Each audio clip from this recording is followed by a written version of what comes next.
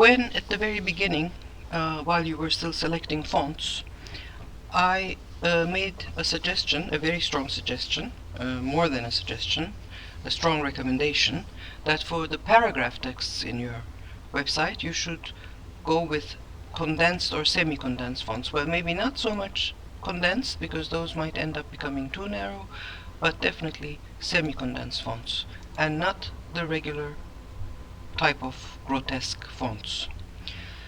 This applies to sans serifs. Serifs are different, and I will get to that in just a second.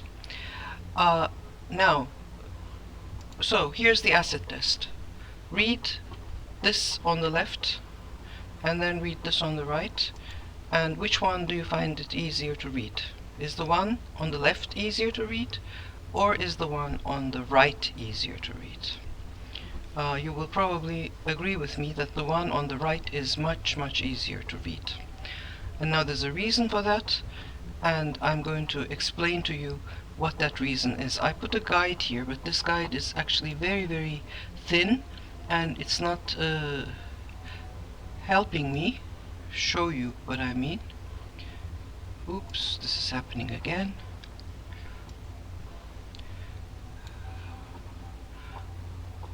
Hold on. Oh, okay, I guess I need to add this from here. So I'm going to make this longer, and then I'm going to add it right below the bottom of this text here. Let me just get rid of the guide so that we can actually see what I'm doing, and then I'm going to put these two pieces of texts right above that line.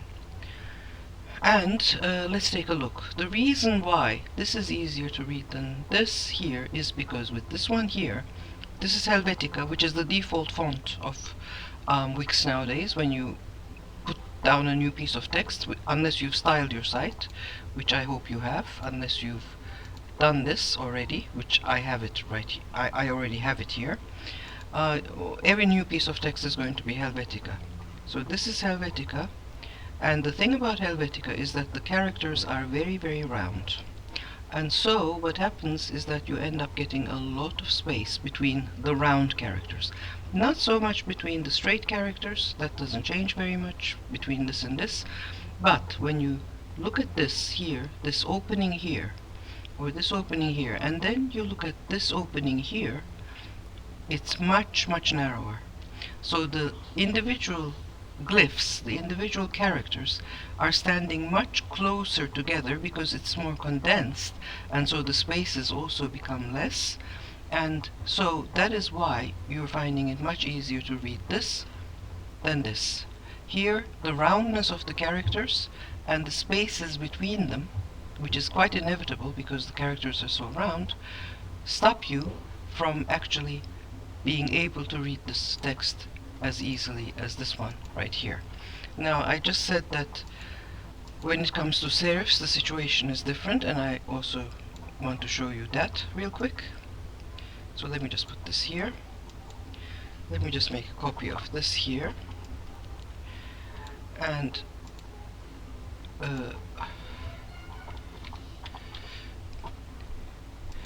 make this a serif text, and also this right here.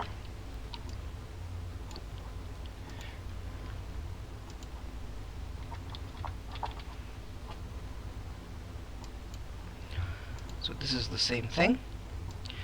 Now, serif texts are also quite easy to read, and the reason for that is that they have these little shoes. See, every character has these little shoes at the top and the bottom. The round ones don't, but all the straight ones have these little shoes. They kind of come out. And so they actually create an optic line that our eye can follow very, very easily. So this is medium. If I were to make this a little bit heavier, it might be easier for you to understand just exactly what I'm trying to get at here. So let me make it semi-bold. And that those little and let me also make the text bigger a little bit, because that I think will also help.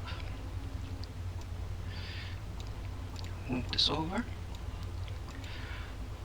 So because of those little shoes, which we can hardly see, but our eye sees it, even if we consciously can't see it, our eye sees it, and especially if we decrease the character spacing a little bit to, well, this is too much, but like, let's say like 0.2, then it's going to get even better.